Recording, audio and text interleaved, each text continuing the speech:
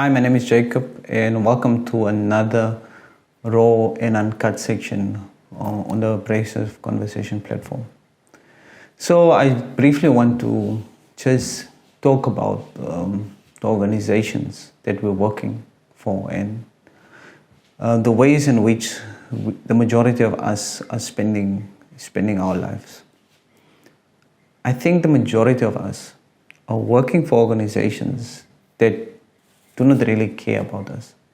They do not care about our well-being, and I don't really think that they care about how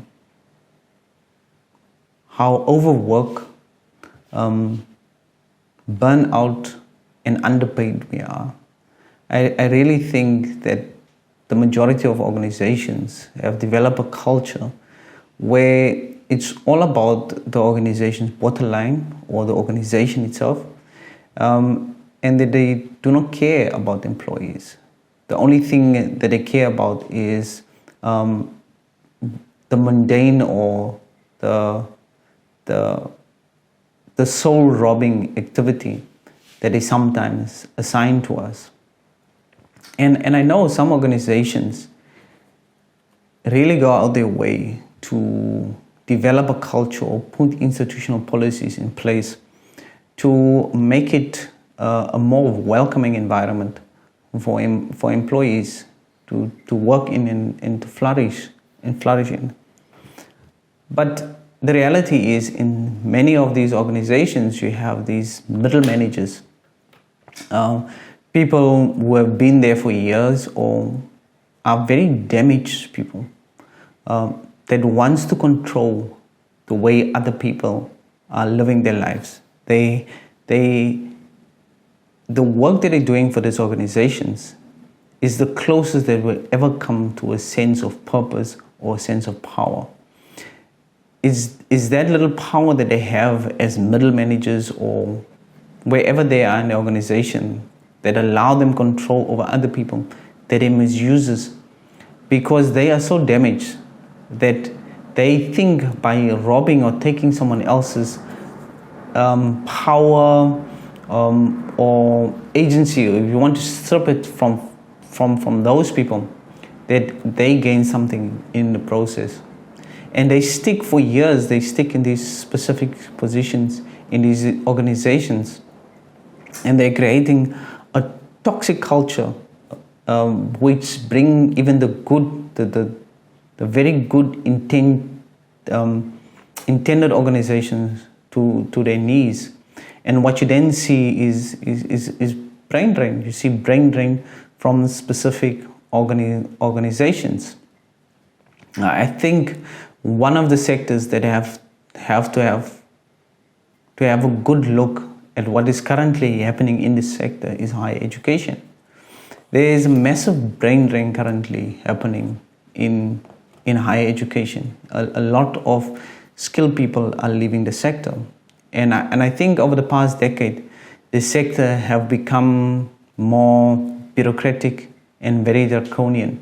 It has given power to bureaucratic processes and damage people who find a sense of purpose by dominating and suppressing other people.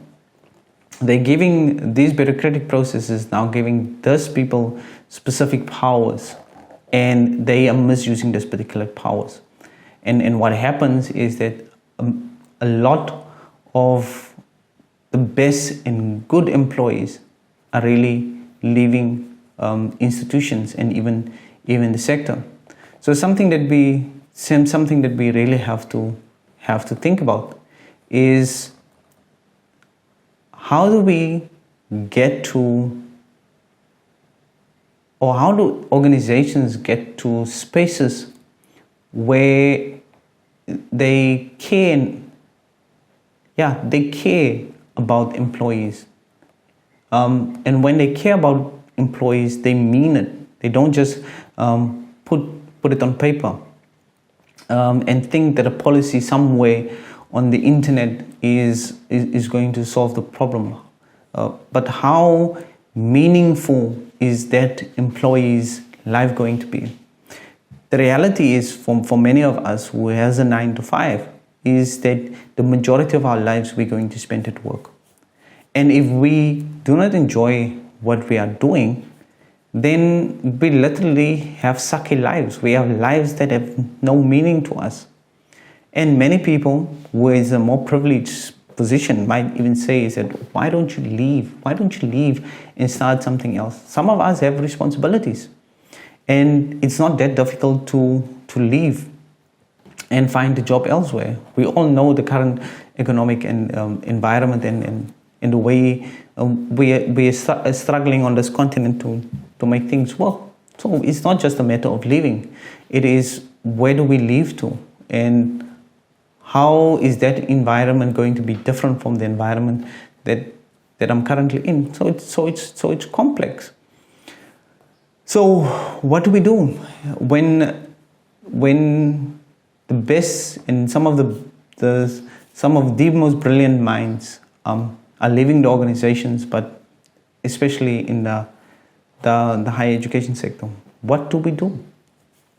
So this is appeal to many of my colleagues and people around me is to help me think, what do we do and how do we repair the current environment or organizational culture or the sector environment to make it a friendlier place for employees or people to work in, if that is the place where we're going to spend the majority of our time. And the sad part is that the way you are treated at work has an effect on your family, because there's a fallout. And that fallout sometimes is devastating on your children, your partner, or even your parents. It's devastating. It's sometimes the fallout is also to a certain extent where there is self-harm in many of these cases. So what do we do? How do we go about creating an environment that care about employees, and where employees can give their best, where they do not feel like they are targeted on a daily basis, and that they can thrive, that they can live out the purpose or a large part of their purpose at these particular organizations. And when I mean purpose, and when I'm saying purpose, is that a career becomes a part of life. This is what you want to do for a significant part of your life. And if you cannot live out that purpose, or there's no space for you to live out that purpose, then you become messianic, and it doesn't give you any pleasure. And that kind of enslave your whole psyche in your life. So I just wanted to put it out there, is how do we go about thinking about a better work environment? I'll share one thing that I've decided to do going forward, is to speak about and be more openly about some of the challenges that I might face at wherever I'm working. So that's just what I've decided, is that I don't want to keep quiet. I'm not going to keep quiet. I have to put it out there, because I think by speaking out is one of the ways of overcoming a very toxic work environment. So that is from my side, and I hope that this particular segment gave you some value. And if you want to speak, please feel free to join in the conversation. I'm always open to have a conversation. Until we see each other next time. Thank you very much. Thank you for watching. Bye-bye.